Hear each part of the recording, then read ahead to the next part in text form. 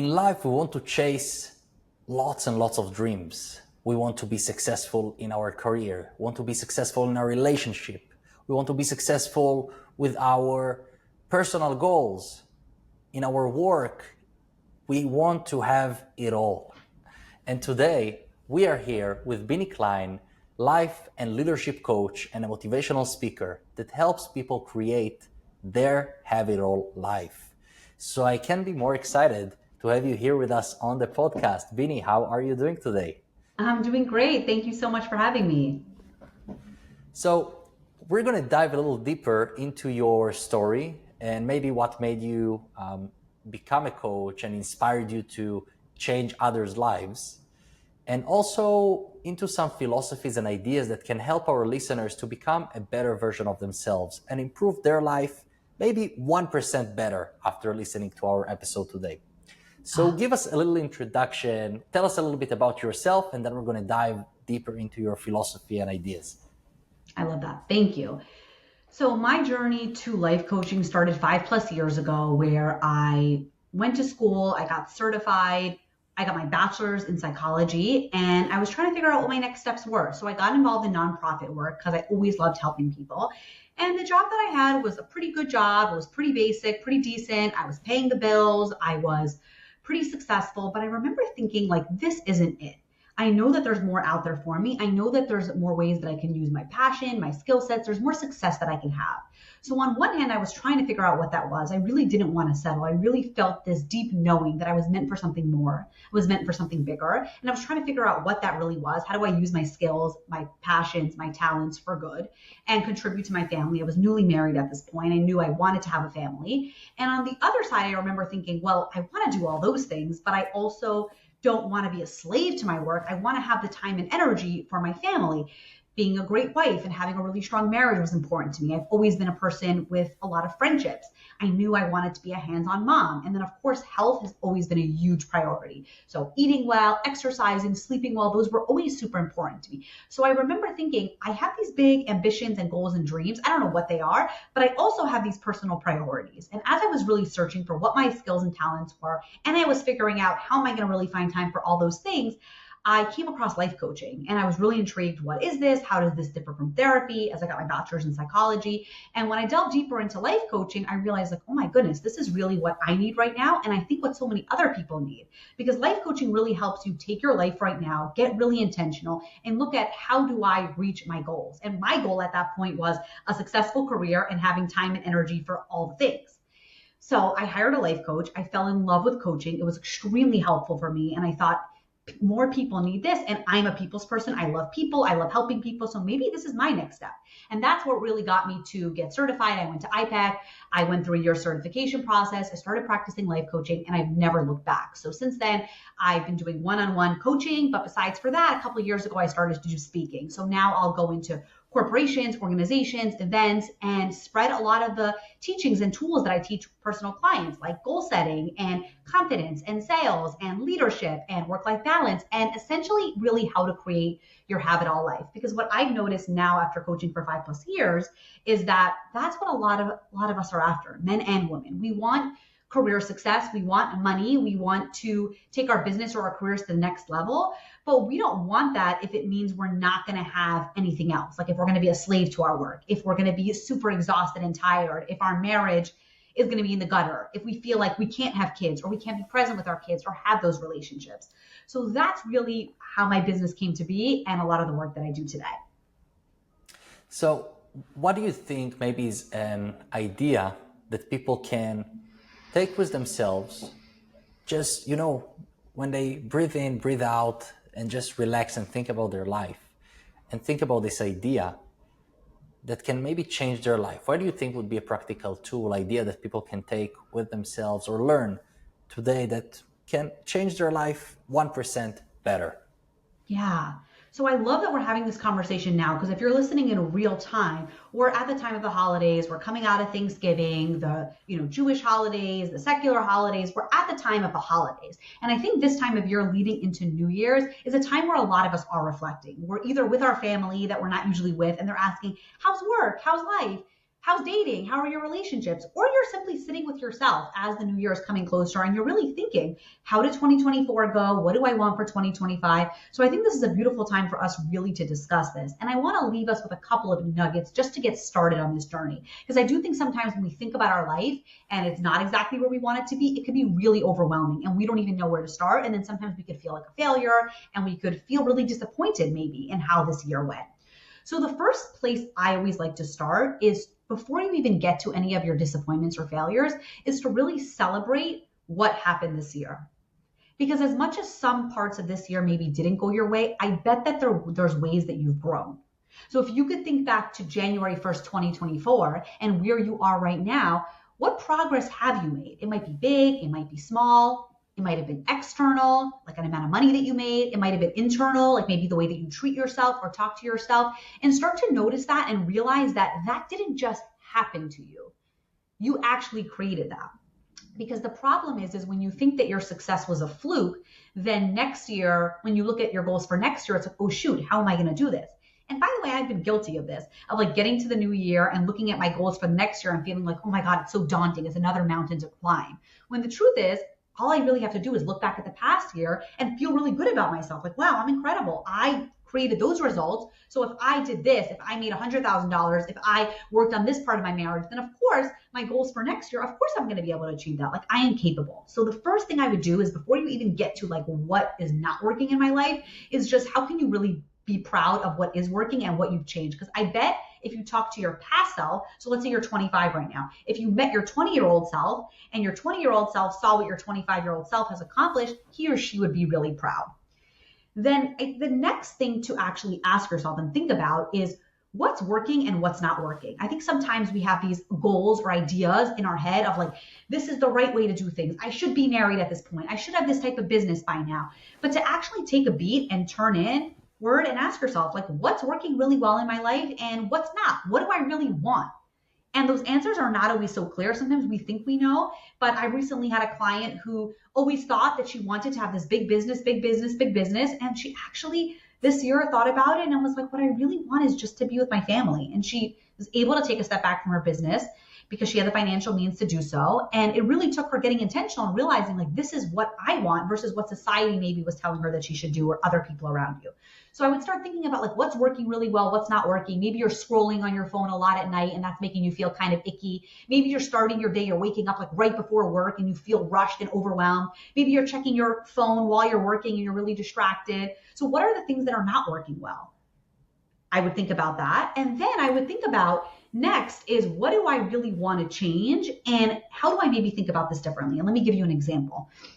I recently had a client come to work with me. She has a business and she was like, I really want to just make more money and sign more clients and take my, organization to the next level, her agency. So I said, no problem. So we started to look at it. And from one hand, we could just look at it really practically. How do you bring more clients into the business?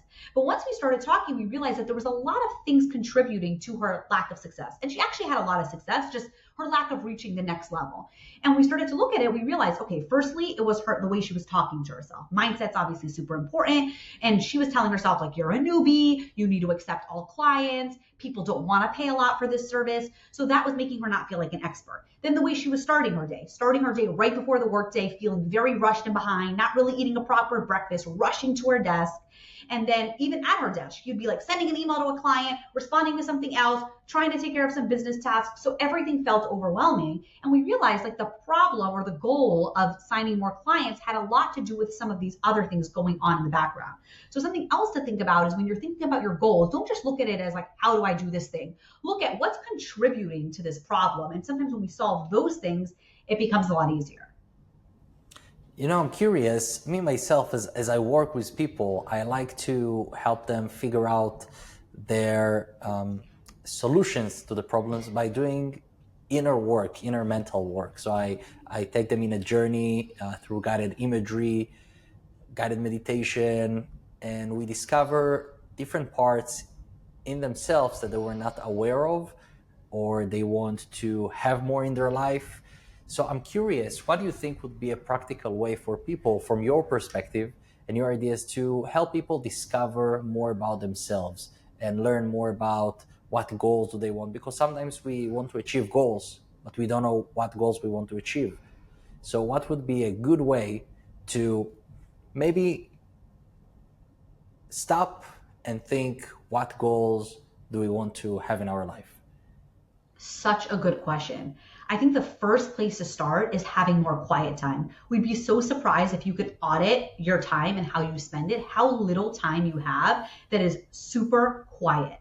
I can think about this for myself as well. So much of the day we're working, we're with our family. And then I know for me, when I'm driving or I'm cleaning, I'm so often on the phone with my mother, on the phone with a friend, listening to a podcast, listening to music, even when I'm going for a walk. Now, those things aren't problems, but we're being so stuffed with information, with music, with chatter. Again, a lot of it is good, but we don't even have a time to get to know ourselves. So I think with that question, especially in 2024, with so much information being at our fingertips, and a lot of us feel pressured, make the most of every moment, listen to a podcast in all your spare time. But sometimes that harms us because then we don't get to know ourselves. And like you said, we can be on autopilot and then turn around and be like, I don't even know what I want to do. I don't even know what my goals are. So the first thing I would say is getting quiet more. And it could be as simple as waking up a little bit earlier if you're a morning person, or in the evening, carving out space where it's quiet, it's distraction free. There's no clutter around you. Your phone is away.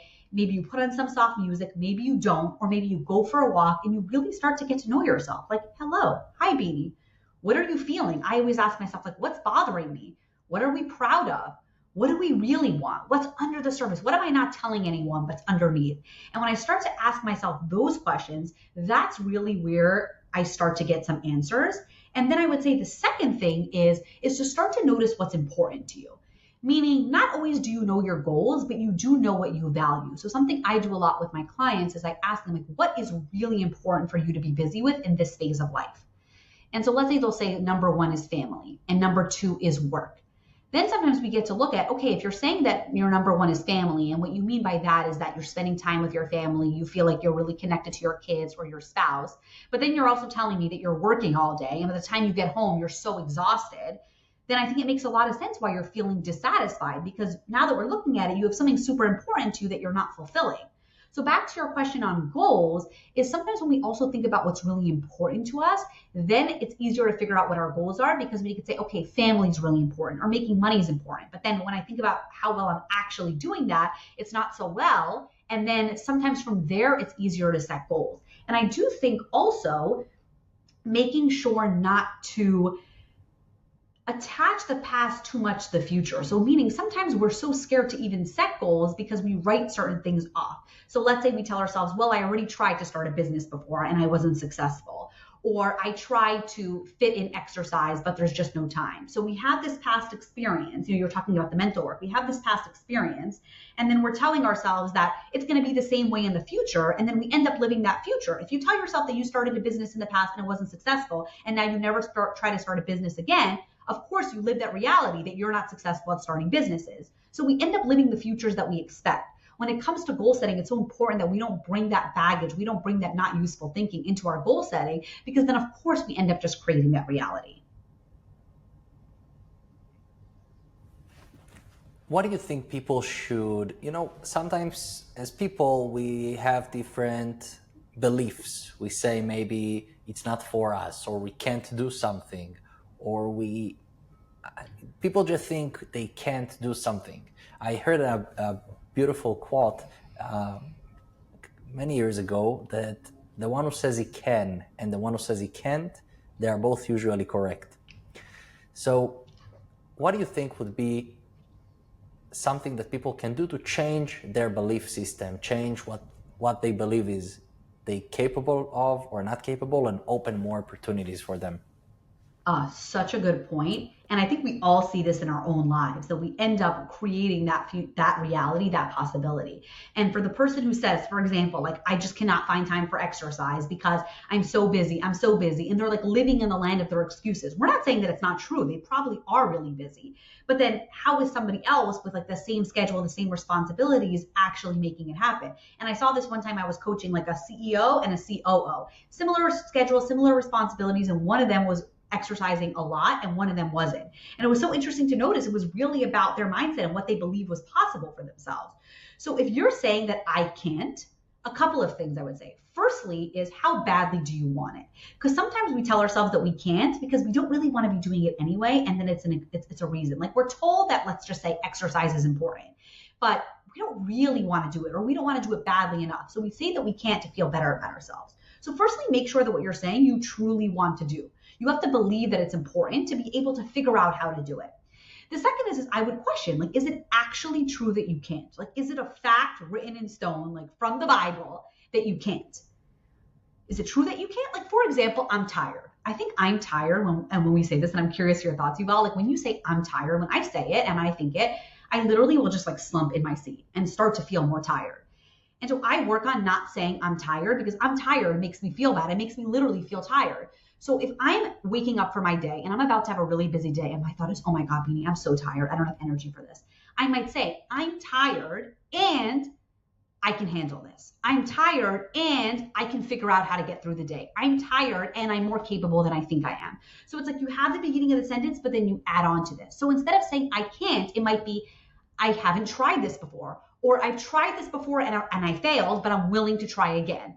I can tap into my friends, into resources. I can learn. So just start to question if it's actually true that you can't. Change the way of thinking, and also think about how would somebody else handle this. Like the example I gave with the COO and the CEO, he got to look at like, okay, but let's think about this other man. He has similar responsibilities in his schedule. How is he making it work? And sometimes we can think about somebody else or somebody that we look up to and how are they making this happen? Sometimes we could tap into some inner wisdom that we're not accessing then. What are your thoughts? So it's interesting to think about it. So usually when people have a belief, so first of all, it's a great idea to challenge the belief, to say, is it real, not real? Is it really part of me? Am I really not capable of? Who says it? So usually I like to ask people when they say they have a certain belief. They say, I can't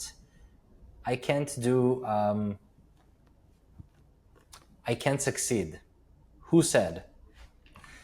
Who said it? So it's only us limiting ourselves.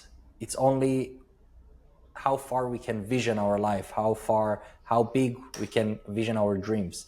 So by changing our mental perspective, changing our beliefs, we're opening up more opportunities for ourselves.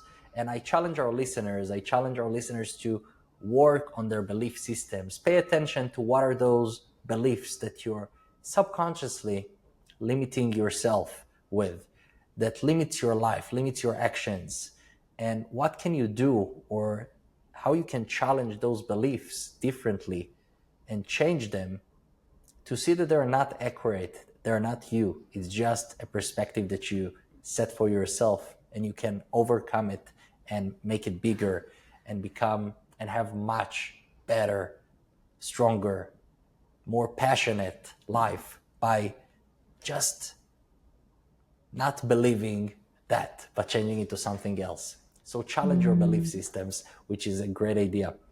Binie, I want to summarize our conversation here, and by maybe asking you, is there a quote or something that someone told you that inspired you in your life to improve your life, to become a better version of yourself, something that you maybe want to share with us here in the episode? Could be someone that a friend told you, a famous quote, famous person, whatever comes to your mind.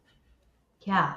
Okay, so two things come to mind, and one's a continuation of what we were talking about before, which is just because something is true doesn't mean it's useful. So back to what we were saying, like I can versus I can't, who said, and it's actually not true that you can't. It might just be hard. Sometimes something is true, but focusing on it is not useful. So quick example on that, when I started coaching and I was working on growing my practice, in the beginning, I didn't have as much success as I would have hoped. And I remember a couple months in having this thought of like, I made $0 last month. And that was actually true. Like that, I could open my bank account and prove it to you. But just because something's true doesn't mean it's useful. And I realized like me having the thought, I made $0 last month, and reporting it like the news and thinking it again and again was making me feel not confident, was making me feel anxious, was making me feel stressed. And with that energy, it was very hard for me to show up in my business and be able to spread the word and bring in new clients. So I remember thinking, just because it's true doesn't mean it's useful, doesn't mean I have to think it. Then I thought, okay, well, what am I going to choose to think instead? Instead of looking this way, I can look that way. And on one hand, yes, I made $0 in my business. On the other hand, I made money the month before. I know how to make money. I know that people want coaching. I know that I have an audience of people that are engaged and want this. I just need to figure out how to say the right thing that will bring them in to work with me. And that was really helpful. And then the second thing that comes to mind as you say that is I once heard a mentor of mine say that guilt is available like pebbles on the ground. And you could either focus on the guilt or you could focus on the other side. And she was talking about this when it comes to motherhood. And a lot of the people that I work with are parents or want to be parents. And it's very easy when you're a parent to focus on all the things your child's not getting by you working. So every time, just this morning, I had to do a keynote and I had to leave the second my kids woke up. I gave them a quick kiss and I wasn't there. And usually I'm there with them in the morning, sending them off to school. And it would have been so easy for me to feel so guilty because they were both crying and sad when I left. But I always choose to focus on what do my kids get from me working instead of what do they miss out on. And I get to think about me being fulfilled through the work that I do and me coming home feeling energized and how that benefits them. And obviously the money that I bring in and giving them an amazing life, that benefits them. And them seeing their mother go after their dreams and now what's possible for my daughter and for my son with that example, how that benefits them. So just always noticing that I could feel guilty about anything. I've seen clients feel guilty working full-time, part-time, like there's no end to guilt. And guilt just isn't helpful. It's like pebbles on the ground. We have to choose to disengage with it, commit to our decisions, and focus on the positive side. And that's helped me immensely in juggling motherhood and work because it's everything. Motherhood's important to me and my work's important to me as well. So that's been my forever work. That's amazing. Love it. Binie, I want to thank you for being with us today and sharing your insights and inspiring us here on the episode, Live Your Best Self. Maybe you can share your social media, Instagram. How can people find more information about you? Yeah. So if people want to find more information about me on Instagram, I'm Binie Klein. So the way my name is spelled here, you'll find lots of free information, inspiring tips and stories. And my website is binieklein.com. So all the different ways to work with me, also a link to schedule a free coaching consultation call is there, the types of speaking engagements that I do. And feel free to hit follow and say hello. I'd love to hear from you. Thank you very much, Binie. Thank you.